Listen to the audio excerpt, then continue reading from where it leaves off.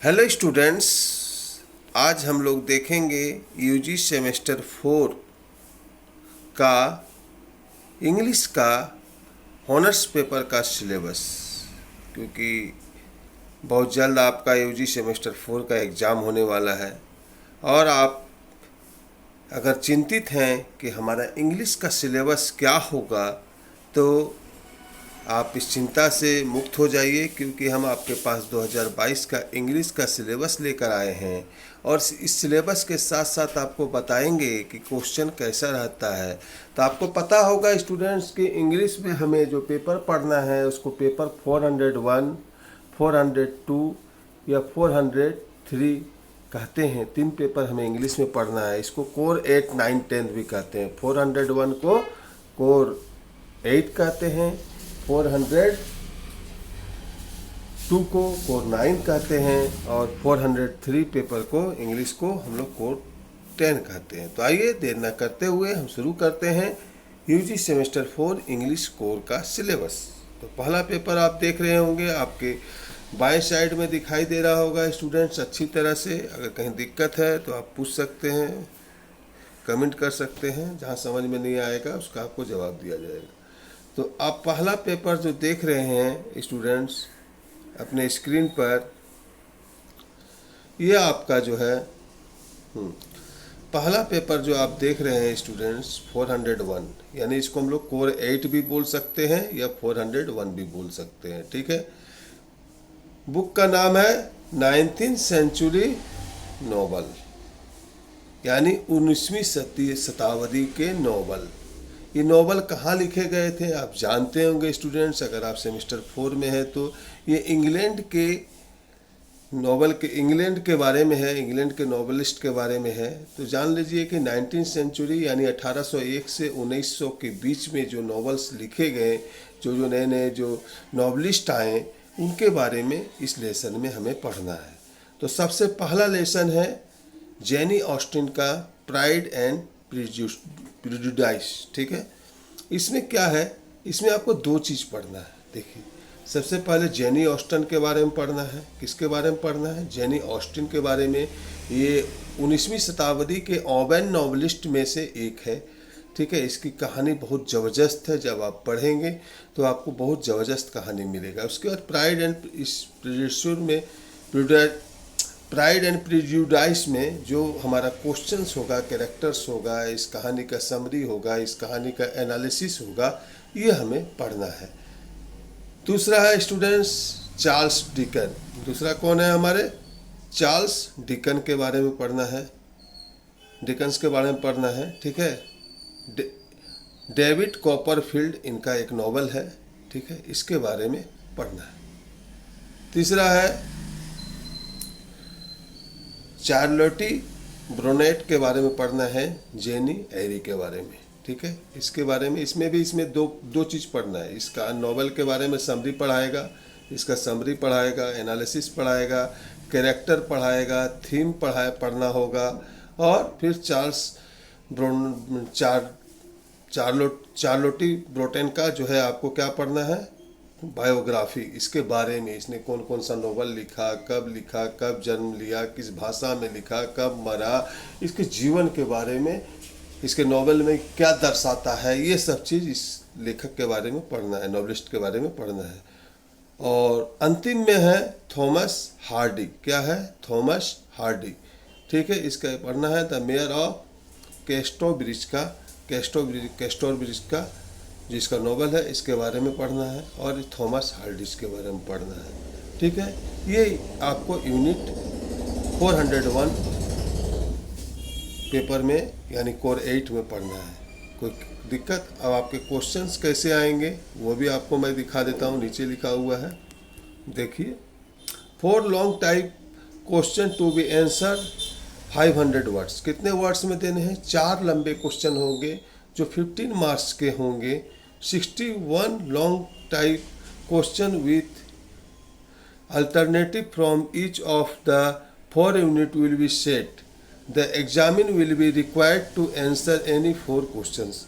बोलता है कि जो है 4 × 15 आप यहाँ पर देख रहे होंगे स्टूडेंट्स, आपको दिखाई दे रहा होगा यहाँ पर एक मिनट, यहाँ पर दिखाई दे रहा होगा 4×15 यानी 4×15 60 मार्क्स का आपको लॉन्ग क्वेश्चन होगा, और जिसका कि सेट मिलेगा आपको, जिसमें कि एक के बाद एक का अथवा भी मिलेगा और भी मिलेगा कि ये नहीं जानते तो ये लिखिए, जिसमें 4 क्वेश्चन का आंसर देना है। ये क्लियर हो गया आपके स्टूडेंट माइंड्स। ये हर सेट हर कोर में लागू होगा, जितना भी आप कोर देंगे 6 तक में इसी तरह क्वेश्चन पैटर्न होगा।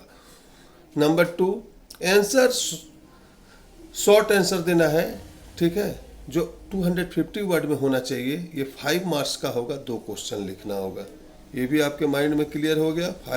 2 शॉर्ट क्वेश्चन लिखना है, वो कितने वर्ड में होना चाहिए ये याद रखिएगा। ये वर्ड बहुत मायने रखता है आपके लिए। इतने वर्ड में आपका आंसर होना चाहिए, और वो भी अपने और शब्दों में होना चाहिए, ऑन वर्ड में होना चाहिए। ओके स्टूडेंट्स, ये क्लियर हो गया। अब आते हैं फिर क्या रहेगा। 16 हो गया आपका लॉन्ग क्वेश्चन, 10 हो गया शॉर्ट आंसर। इसके बाद बता रहा है यहाँ पर मल्टीपल चॉइस आपका क्वेश्चंस भी रहेंगे। क्या रहेंगे? मल्टीपल चॉइस क्वेश्चंस भी रहेंगे। यहाँ देख रहे हैं, जिसमें कि 1 मार्क्स का 10 क्वेश्चंस रहेंगे। ऑब्जेक्टिव टाइप का 4 ऑप्शन दिया रहेगा, आप एक चुनिए। इस तरह का स्टोरी के बीच बीच से दिया जाएगा, नॉवेल के बीच बीच से दिया जाएगा, राइटर के लाइफ से बीच बीच से दिया जाएगा। ये आपको पूरा डिटेल पढ़े बिना उपाय नहीं है, ठीक है। ये हो गया क्लियर। अब आते हैं हम लोग पेपर 402 में।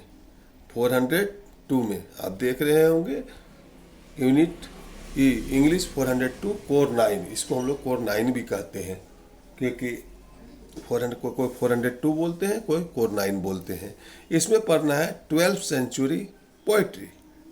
बुक का नाम क्या है हमारा, आप अपने स्क्रीन पर देख रहे होंगे। पेपर है 402, बुक का नाम है 12th सेंचुरी पोइट्री। इसमें पोइट्री पढ़ना है, ठीक है, कविताएं पढ़नी है, ठीक है। इसमें भी 4 यूनिट में आपके सिलेबस को बांटा गया है। पहला यूनिट में पढ़ना है W.B. ईस्ट का the second coming and lake Aizawl of Innisfree, ठीक है। यूनिट 2 में पढ़ना है इजरा पाउंड का in a station of the metro.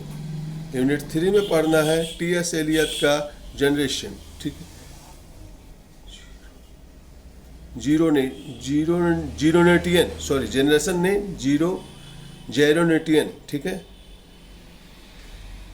उसके बाद यूनिट 4 में पढ़ना है विल्फ्रेड ओवन का फ्यूटिलिटी, इसहाक रोसेनबर्ग का break of the day in the trenches and W.H. Auden का लुक स्ट्रेंजर। ये आपको पढ़ना है। इसमें भी आपको इसका सभी पोएट का बायोग्राफी पढ़ना होगा, और सारा पोएट्री का जो है आपको समझना होगा। पोएट्री क्या है, ये सब, ये पोएट्री में क्या बताया गया है, इसका थीम क्या है, इसका समरी क्या है, इसका एनालिसिस क्या है, ये सभी आपको, सभी पोएट्री का और सारे पोएट का बायोग्राफी आपको पढ़ना होगा, ठीक है। फिर ये किस इरा के क्वेश्चन हैं, विक्टोरियन एज के हैं, रोमांटिक एज के हैं, ये जो 20वीं सेंचुरी एज को क्या कहा जाता था, ये रोमांटिक एज कहा जाता था, इसमें कौन कौन से कवि पैदा हुए, इसके बारे में भी आपको थोड़ा सा जानना होगा स्टूडेंट। इससे भी क्वेश्चन रह सकता है, ठीक है।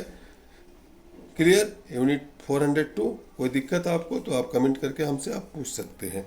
अब आते हैं पेपर 403 में। 403 आप क्वेश्चन पैटर्न उसमें भी सेम वही रहेगा स्टूडेंट्स, ठीक है। क्वेश्चन पैटर्न भी सेम उसी तरह रहेगा, उसमें कोई चेंजेस नहीं होगा क्वेश्चन पैटर्न में। आप यूनिट 403 में आते हैं कोर 9 में। किसमें? Core 10 unit 400 paper English 403 core 10। इसमें भी क्या पढ़ना है? 12th century novel. देखिए 12th सेंचुरी 12वीं सदी का, यानी 1101 से 1220 के बीच में जो नोवेलिस्ट हुए, जो नोवेल लिखा गया, उसमें से कुछ 4 चुनिंदा नोवेल दिया हुआ है, ठीक है। D.H. लॉरेंस का दिया है पहला यूनिट 1 में, D.H. लॉरेंस का दिया है सन्स एंड लवर्स, ठीक है। ये इसका नोवेल का नाम है। इसके बारे में D.H. लॉरेंस के बारे में आपको डिटेल से जानना होगा, और सन्स एंड लवर्स के स्टोरी के बारे में जानना होगा, उसके कैरेक्टर के बारे में जानना होगा, उसके थीम के बारे में जानना होगा, उसके बाद एनालिसिस के बारे में जानना होगा। क्योंकि स्टूडेंट्स सेमेस्टर 4 का एग्ज़ाम 2-3 साल से नहीं हो पाया है, इसलिए आपका पूरा सिलेबस इम्पोर्टेंट है, कोई भी VBI नहीं है। क्वेश्चन पैटर्न आगे आपके वीडियो में हम यूट्यूब पर डालेंगे, ठीक है। आते हैं अब यूनिट 2 पर। यूनिट 2 में देख रहे हैं जेम्स जॉयस का पढ़ना है the portrait of the artist as a young man. ठीक है, इसमें बारे में भी, इसमें पोएट और पोएट्री का पूरा जानकारी आपको रखना होगा। ठीक है, और जेम्स जॉयस के बारे में। उसके बाद यूनिट 3 में है, आप देख रहे हैं वर्गीनिया वुल्फ का टू द लाइट हाउस।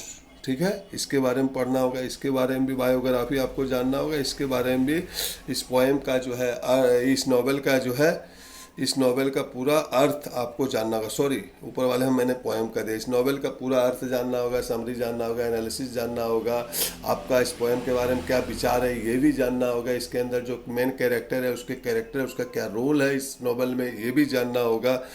ठीक है, दाहिने साइड में आप जो देख रहे हैं लेखक के बगल में दिया है।